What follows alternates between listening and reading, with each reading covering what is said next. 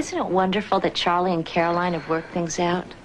Did you read that 1 out of 7 marriages ends in divorce? It's a tragedy and a disgrace. You married a tragic disgrace. Pass me the ketchup. And don't twist my words. You know you were never married in the eyes of the church. Everything seems to work against young couples.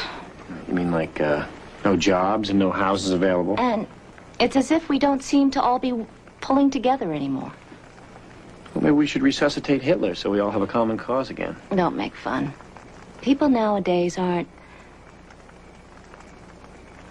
No one is kind. And the amount of gossip. Remember what people said about Charlie and Linda? Charlie was living at the house, so people probably Assumed the worst, as always. And now there's more gossip. I shouldn't pay attention to it. But you probably heard it, too. Try me. Jeff was supposedly dancing with Mrs. Haley at the Roadhouse the other night and left with her. Well, why do you presume it was just a rumor? Well, you would have told me if it had actually happened. A bartender doesn't do that. Jesus, Mary and Joseph. You are not a bartender. You are the boy's stepfather. He's not a boy.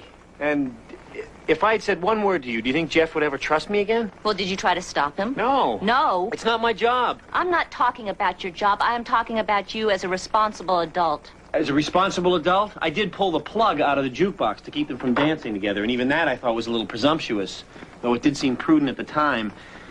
And it did seem within my responsibilities as a bartender. Mike, I'm starting to sound like you. You shouldn't have allowed Jeff to leave that place with the married Isn't woman. it romantic? There's no need to yell. You're the one who's yelling. I can't talk to you when you're like this. Like what? Isn't what romantic? And Listening to Mr. and Mrs. Kahn argue. Romantic? Well, it brings back memories. Don't you remember our first married fight? No. You left some things in our hotel room and you blamed it on me. You left things in our hotel room and blamed it on me. You do remember. What was so romantic about it? The way we made up. Oh, my. Mm-hmm. Of course, their argument has more substance than ours did. Oh, it does not. Oh, it most certainly does. Her son was socializing with a married woman.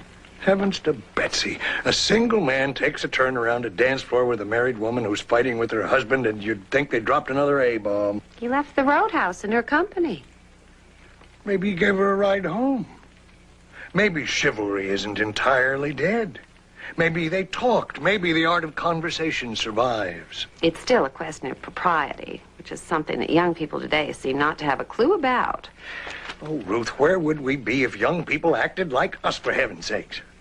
They're supposed to be impetuous. They're supposed to laugh at convention when they're young. That's what I admire about youth, their ignorance. How can you admire ignorance in anyone? Not in anyone, in youth.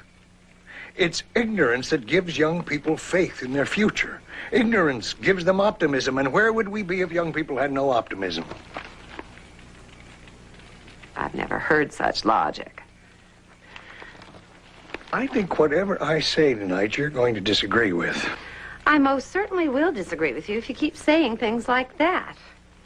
Honestly, since when did we start hallowing youth? My word, what does youth know about life?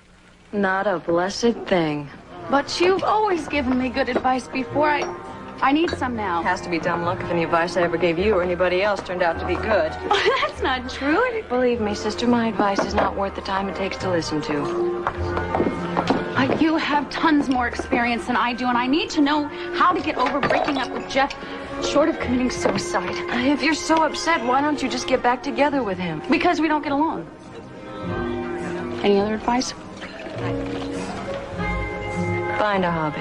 I'm serious. So am I, kiddo. Besides how to pour a drink and polish glasses, I don't know nothing about nothing. I'm the worst person on earth to ask advice from. I don't trust my judgment. Why should you? You've always been right in the past. Okay, kiddo, if you insist, here's my advice. Don't ever loan money to a stranger, especially if he promises to double it for you. Don't put a drunk at the wheel, and if you do, don't get in the car with him. Don't ever jump into an empty swimming pool. Don't, under any circumstances, ever get involved with a married man. Satisfied?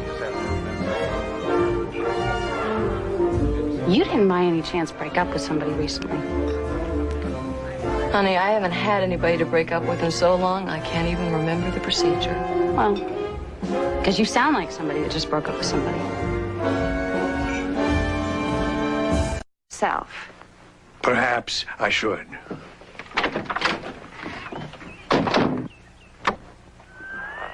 Just hours before he was scheduled to be hanged along with 10 other Nazi war criminals, Hermann Goering was discovered in his cell, dying from potassium What, no cyanide breakfast in bed? poisoning.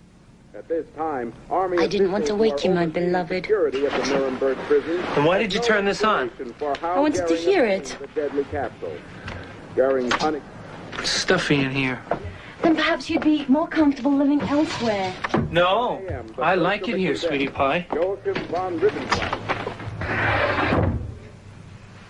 Darling, would you be an angel and run down to the pharmacy for more film for my camera? I want to be sure I don't run out. And I'll be taking your photo whenever you and Gina walk the baby, whenever you help Gina in with the wash, whenever you set foot in her flat, even if it's only to say good morning. My attorney has advised me to record your indiscretions for evidence, in case you and I, God forbid, ever end up in divorce court. Camera's a small investment given the potential return. Honey bunch, you even aim that thing at me and I'll smash that camera to bits. My attorney said to call him the moment you do anything like that, darling. Now, smile.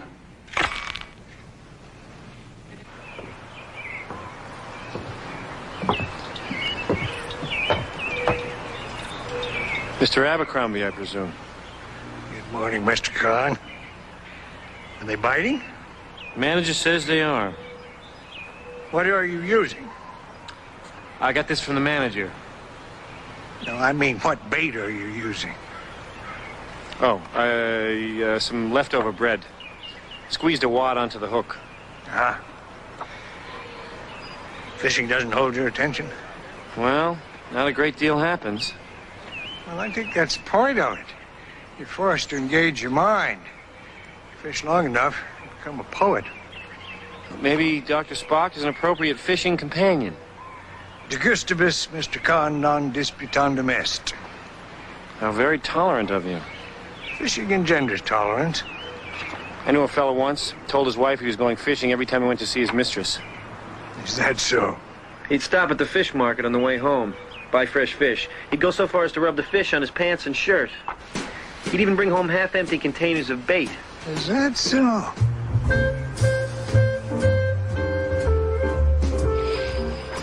Yes, ma'am. But not more than a pound. No, ma'am. And don't forget to pick up my gray suit at the cleaners. I'll be sure and do that. You have a good time and don't worry about a thing. It's too lovely here to worry. Thank you, Abe. Bye-bye. Goodbye, ma'am.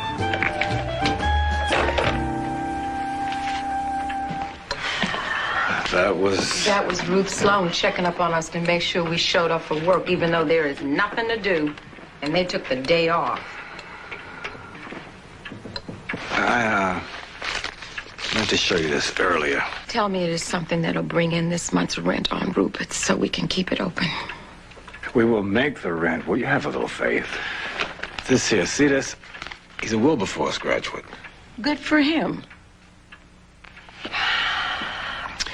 Dr. Bruce Green, who graduated in 1941, is one of a number of Wilberforce University graduates who went on to become doctors and dentists. That's where your son is going to college. You talk about the Lord answering prayers in ways you never know. What else does it say about him? That's all, woman. Isn't that enough? He is probably light enough to pass. It's a terrible thing to say. You don't even know the man. Light enough to pass, and his parents are probably rich.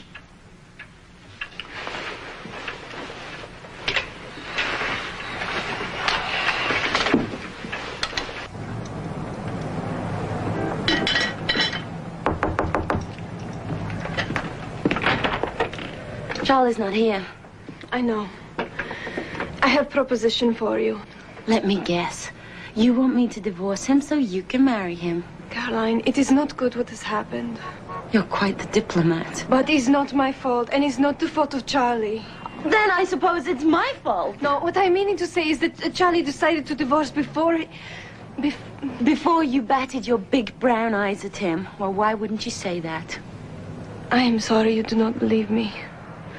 Still, I have a proposition for you. I'm all ears. I give you money and you give Charlie divorce. What money do you have? I have the money the Sloans give me to send me back to Italy. And I have Michael's death benefits. You've always said that was Emma's money.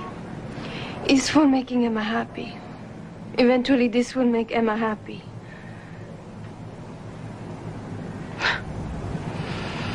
I couldn't take that money. Take it.